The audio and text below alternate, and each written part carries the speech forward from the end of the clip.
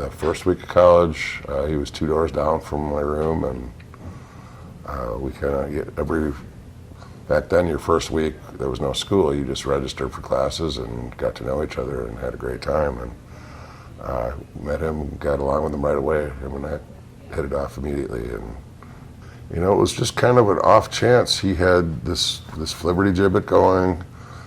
He knew that I played bass because I had one in the dorms. I always played it, in my free time in my room. And he was just kind of looking for a bass player and inquired with me. And I'm like, you know what? I think that would be really cool to try because I haven't played since high school. And he brought some recordings over and played along with them, and he realized that I could keep up with whatever the songs were, and so we got together with the rest of the Flibberty Gibbet back then and made about a 2.5-year run on it. It was a lot of fun.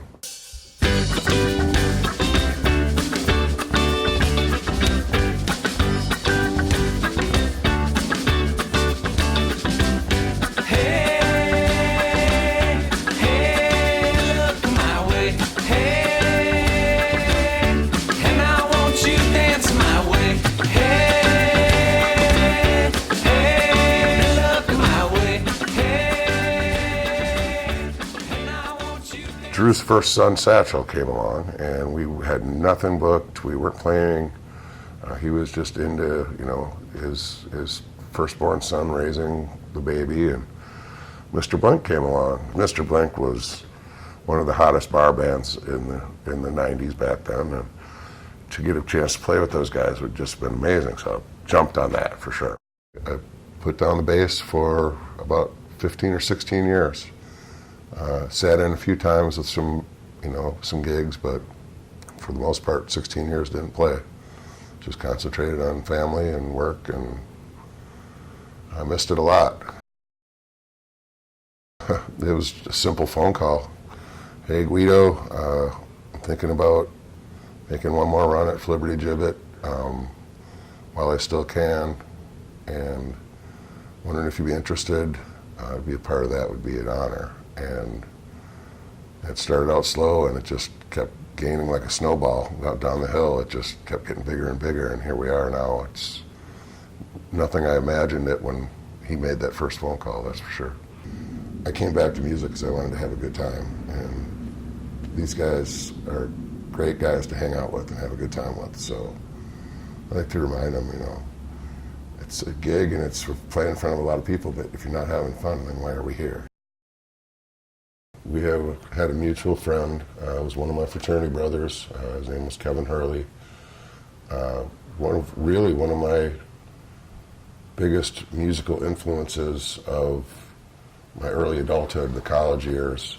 Kevin and Doc even did a 2-man show on campus one time. They called themselves the Steves, and they did singing and 2 guitars and did a short show. And Kevin was quite musical, quite knowledgeable, and taught me an awful lot.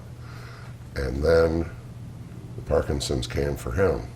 And this was years ago when the medicine wasn't where it is now, and watched him deteriorate for 10, 12 years. It was very difficult to see, and he ended up taking a fall down some stairs, and that's, then he passed away from that. And so basically one of the best friends of my life was taken by Parkinson's.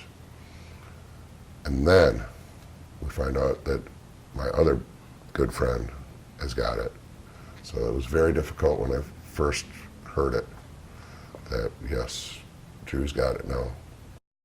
Just picturing him deteriorate, I just didn't want to ever even think about it. And thank God, at this point, the medicine and everything he's done has really staved off the symptoms, and it's amazing. I couldn't have asked for anything better for Drew, because what I saw Kevin go through, I wouldn't want anyone else to go through that. Even anyone, even if I don't know him, I don't want anyone to go through that. It was rough. And thank God Drew has really handled it well, with a great attitude, and really really attacked it, and I'm proud of him. He inspires me a lot.